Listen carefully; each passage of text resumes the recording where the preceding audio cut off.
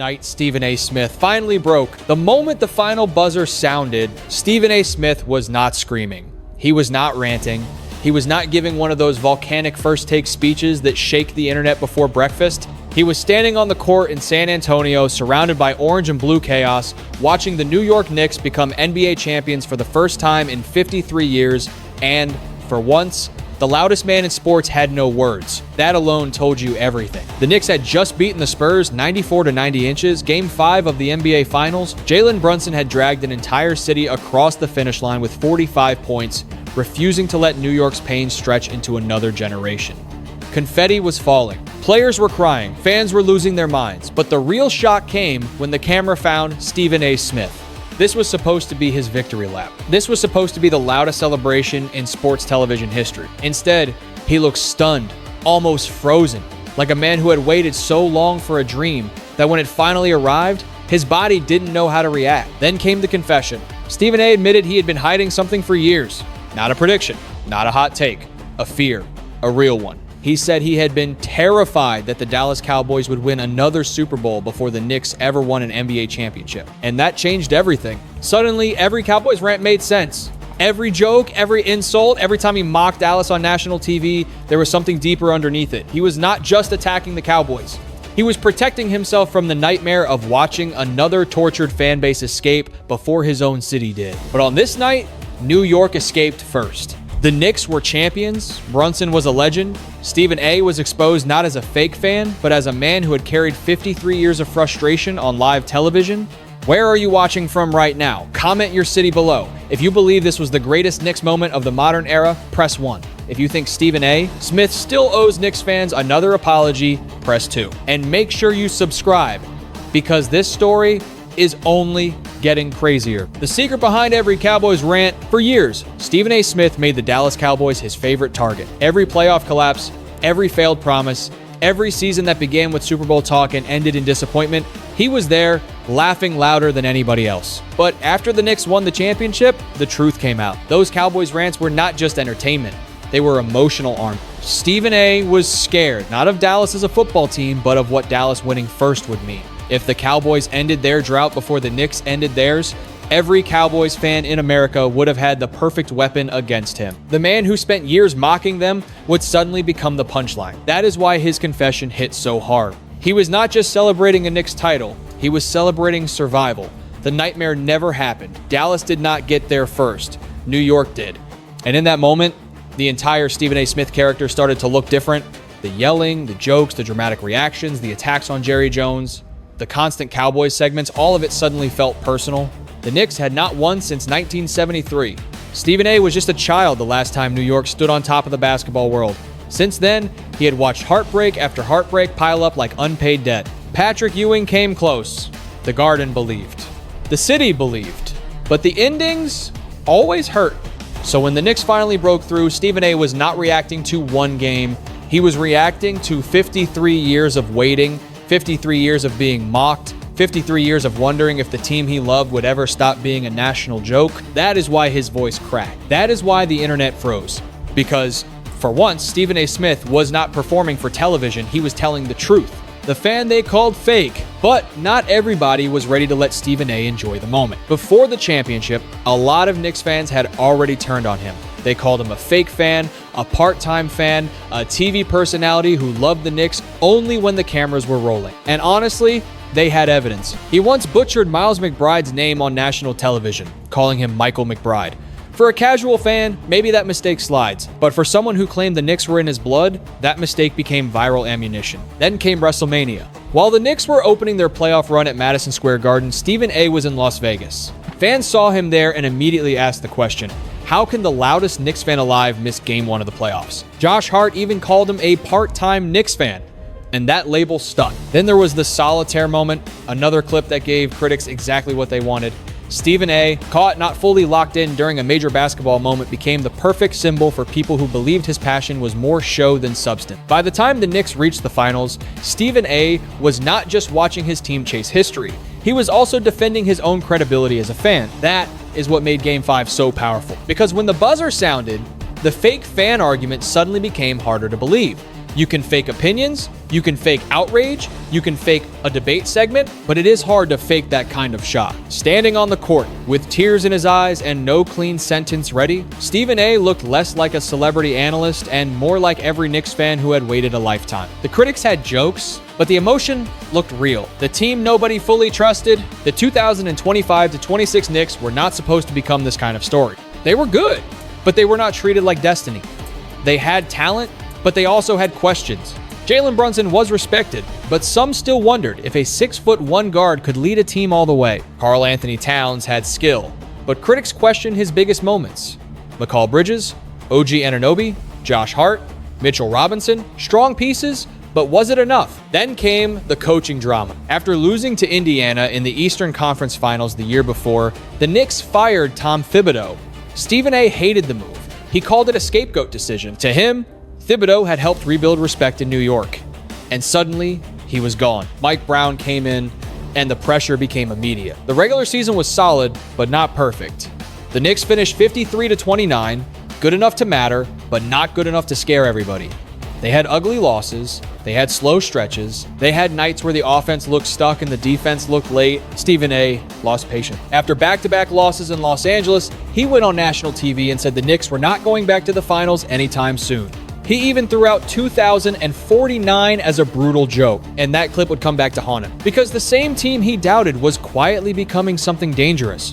They were not flawless, but they were tough. They did not always start fast, but they finished with force. They absorbed criticism, pressure, and panic like fuel. Stephen A. thought he was watching another Knicks disappointment. Instead, he was watching the beginning of a championship team learning how to survive. The run that changed everything. The playoffs almost collapsed before the magic even started. The Atlanta Hawks pushed the Knicks into real trouble. Down 2-1 inch the first round, New York looked nervous, tight, and dangerously close to another embarrassing ending. Stephen A. went into full panic mode. He criticized the team, he questioned the urgency, he blasted the situation the way only he can, and then something strange happened. The Knicks stopped losing. From that moment forward, they went on a run that felt almost impossible. Win after win after win. The Hawks were handled, the 76ers were swept, the Cavaliers were stunned. 13 straight playoff wins turned New York from a nervous contender into a historic force. And of course, Stephen A. tried to take a little credit. He joked that after he called them out, they never lost again. Fans rolled their eyes. Some laughed. Some got annoyed. But the timing was too perfect not to become part of the story. Still, the real credit belonged on the court. Jalen Brunson became the engine. Every possession felt calmer when the ball was in his hands.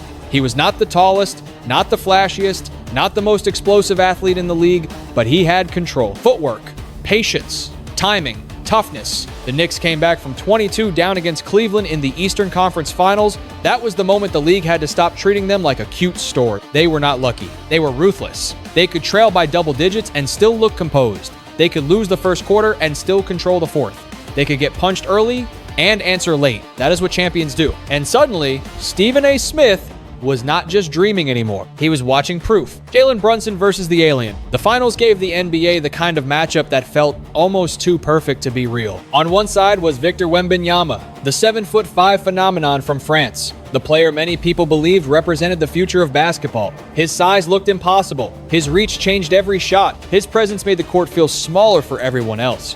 When he stood near the rim, even easy layups suddenly felt dangerous. On the other side was Jalen Brunson. 6'1", ground-based, patient, methodical, not built around highlight dunks, not built around impossible wingspan, not built around the kind of physical gifts that make scouts lose their minds. Brunson was built on skill, footwork, balance, timing, angles, toughness, leadership. The kind of game that does not always look shocking in one clip, but slowly breaks a defense possession after possession. That was what made this finals bigger than Knicks versus Spurs. It felt like two basketball futures colliding. If San Antonio won, the entire league would have spent the next decade asking how to build a team capable of surviving Wembanyama. Every front office would have looked for more size, more length, more height, more impossible athletes. But when Brunson won, the message changed. The message was that basketball still belongs to players who can think the game faster than everyone else. It still belongs to guards who can control pace, punish mistakes, and stay calm when the building is shaking. Stephen A. Smith understood that immediately. That is why he said Brunson and the Knicks saved the NBA. It sounded dramatic, but inside the drama was a real point. Because Brunson did not just beat a team, he beat an idea. He beat the idea that the league's future only belonged to giants. He beat the idea that a smaller guard could not be the best player on a championship team. He beat the idea that New York needed some perfect superhero to save the franchise. Game 5 became his masterpiece. The Knicks were in trouble for most of the night. Karl-Anthony Towns struggled with foul trouble and could not become the scoring force New York needed. The bench gave almost nothing. The Spurs had size, energy, home pressure, and the young superstar everyone feared. Then Brunson took over. 45 points, 49 minutes, one city on his back. Every time San Antonio looked ready to create separation, Brunson answered. A tough jumper, a patient drive, a smart foul drawn, a possession slowed down when the Knicks needed control. He was not just scoring, he was calming New York's heartbeat. By the fourth quarter, it felt like every Knicks fan was living through him. Every dribble carried 53 years of waiting. Every shot felt like it could either free the city or send it back into another summer of pain. And Brunson never blinked. That is why his Finals MVP was more than an award. It was a statement. The Knicks did not win because they had the biggest star. They won because their leader had the strongest nerve. Wembanyama may still be the future. But on that night, Brunson owned the present. The apology New York needed to hear. After the title, Stephen A. Smith had one more thing to do. He had to apologize. Not privately, not quietly, not through a short social media post where the words could be polished, protected, and edited. He had to do it the hard way on national television.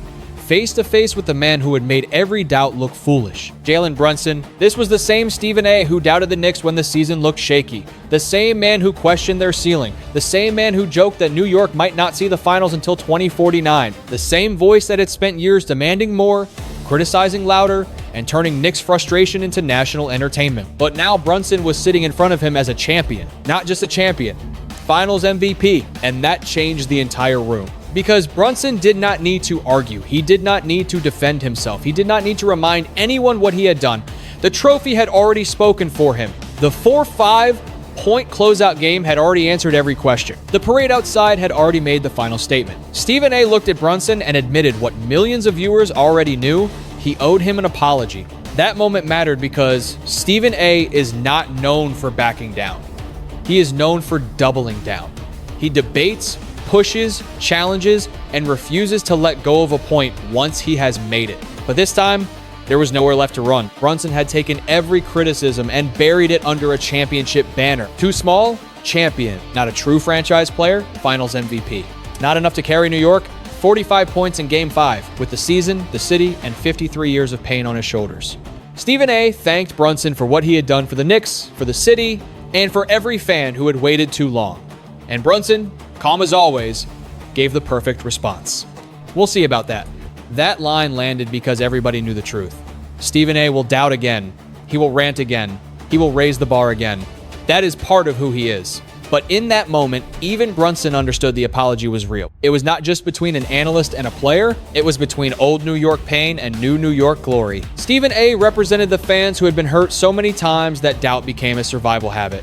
Brunson represented the team that finally gave them permission to believe without fear. And for a few seconds, the noise disappeared. No hot takes, no shouting, no fake fan debate, just gratitude. That apology was not the end of Stephen A. Smith's criticism. It was not the end of Knicks pressure. In New York, winning one title does not make the city quiet forever. But it did close one chapter. The man who doubted had to bow to the man who delivered. New York finally exhaled. When the Knicks brought the championship home, New York did not celebrate like a city that had simply won another basketball title. It celebrated like a city that had been holding its breath for more than 5 decades and finally remembered how to breathe. This was not normal joy. This was release. The streets were packed with fans who had inherited pain from generations before them. Some remembered the old glory. Some grew up hearing about 1,973 like it was ancient history. Some only knew the Knicks as the team that always seemed to disappoint right when hope started to feel real. But now, all of those people were standing together, watching orange and blue turn into the color of victory. The parade through Manhattan felt bigger than basketball. It was about parents who had passed their loyalty down to their children. It was about grandparents who waited their whole lives to see the Garden's pride restored. It was about young fans who had only known the memes, the jokes, the bad seasons, and the national disrespect finally getting to say one word with their chest: champions. And Stephen A. Smith understood that emotion better than almost anyone, because for years, he had taken the pain of Knicks fans and turned it into television. Every rant about bad decisions, every angry reaction to another failed season, every dramatic complaint about the direction of the franchise came from somewhere real. He was not just creating content. He was carrying the same frustration that millions of New Yorkers carried quietly. That is why this title changed everything. The Knicks were no longer an almost story. No longer a punchline, no longer the franchise people brought up when they wanted to talk about wasted years and broken dreams. They were the team that survived every doubt, every deficit, every criticism, and every uncomfortable question. They trailed in every finals game and still found a way to win 4 of them. They were down double digits again and again, but never looked spiritually defeated. That was the identity of this team. They bent, but they did not break. Jalen Brunson gave the city a closer. Karl-Anthony Towns gave them size and pressure. Mikal Bridges gave them two-way reliability. OG Anunoby gave them toughness. Josh Hart gave them personality and edge. Mike Brown gave them structure. Together, they gave New York something it had been begging for since 1973. Peace. Not permanent peace, because New York sports will always be loud. But for one night, nobody had to argue. Nobody had to defend the franchise. Nobody had to explain why they still believed. The trophy explained everything. And for Stephen A., that meant the weight was finally gone. The Cowboys' fear, the fake fan jokes, the old doubts, the years of public frustration, all of it lost power the moment the Knicks finished the job. New York did not collapse. New York finished. Why this championship hit different? Some championships are remembered because the team was dominant from start to finish. Some are remembered because of revenge. Some are remembered because one superstar finally reached the mountaintop after years of pressure. But this Knicks championship hit different because it felt like an entire city got rescued from its own history. This was not just about basketball. It was about belief surviving, embarrassment. For decades, Knicks fans were asked to keep believing while the rest of the sports world laughed. They believed through bad trades, bad contracts, bad coaching decisions, failed rebuilds, missed opportunities, and seasons that seemed over before they really began. Every year came with a new reason to hope, and too often, a new reason to regret hoping at all. That kind of history changes a fan base. It makes people defensive. It makes them impatient. It makes them turn small mistakes into big warnings because they have seen too many things go wrong before.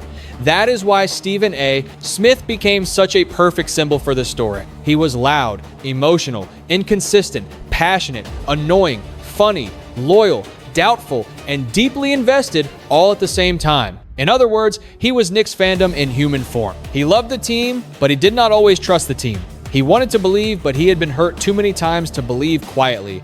So he yelled, he criticized, he mocked, he panicked, and when the Knicks finally won, all that noise disappeared into silence. That silence was the real confession. Stephen A. had spent years attacking the Cowboys, but the truth was deeper than football. He was afraid the Cowboys would escape their drought first. Because if that happened, Nick's pain would feel even heavier. His loudest jokes were hiding his deepest sports fear. Then Jalen Brunson changed the ending. Brunson did not just win a Finals MVP. He rewrote what Knicks fans thought was possible. He proved that a player does not need to look like the future of basketball to control the biggest stage. He proved that leadership, footwork, patience, and mental toughness can still beat size, hype, and expectation. That is why his 4-5 point closeout game will live forever in New York. Because it was not just a great performance. It was the moment the Knicks stopped asking for respect and took it. It was the moment Stephen A. Smith had no choice but to apologize. It was the moment every fake fan joke, every 2049 prediction, every old scar, and every painful memory got pushed behind one new image. Brunson holding the trophy, Stephen A. speechless on the court, New York covered in confetti. This championship hit different because it did not erase the pain. It gave the pain meaning. It turned 53 years of frustration into one massive emotional payoff, and that is why this story will last. The lesson behind the noise. In the end, this was never only about Stephen A. Smith. It was never only about the Dallas Cowboys, the fake fan accusations, the viral mistakes, or even Jalen Brunson's unforgettable 4-5 point masterpiece. This was about what sports does to people who wait too long. Waiting can change a fan. It can make them bitter, it can make them loud, it can make them unfair, it can make them protect their heart with criticism because believing too early feels dangerous. For Knicks fans, hope had become expensive. Every season asked them to pay emotionally before giving them anything back. Stephen A. became the face of that pain. He doubted because he cared. He yelled because silence felt impossible. He mocked the Cowboys because deep down, He was terrified that another tortured fan base would escape before his own, but the Knicks changed the ending. Jalen Brunson proved that greatness does not always need to look like a 7'5" miracle. Sometimes greatness is footwork, patience, discipline, leadership, and the courage to take the last shot when an entire city is holding its breath. This championship taught New York that history can be rewritten. A team that was mocked can become legendary. A player who was underestimated can become Finals MVP. A fan base that waited 53 years can still get its parade. And maybe the most human lesson is this: fans do not have to be perfect to be real. They can complain, panic, doubt, and still love deeply. What matters is whether that love survives the hard years. For Stephen A. Smith, the title gave him peace. For Brunson, it gave him immortality. For New York, it gave the city something it had been chasing for generations: closure. Sports should never be only about arguments. It should also remind people how to celebrate together, forgive each other, and respect the journey. Rivalries are fun, debates are fun, but at the end of the day, the best moments are the ones that bring people closer, not tear them apart. The Knicks finally gave their fans that moment. So if this story moved you, make sure you like the video, subscribe to the channel, and share it with another NBA fan. Comment 1 if Jalen Brunson is officially a New York legend forever. Comment 2 if Stephen A. Smith still owes Knicks fans one more apology.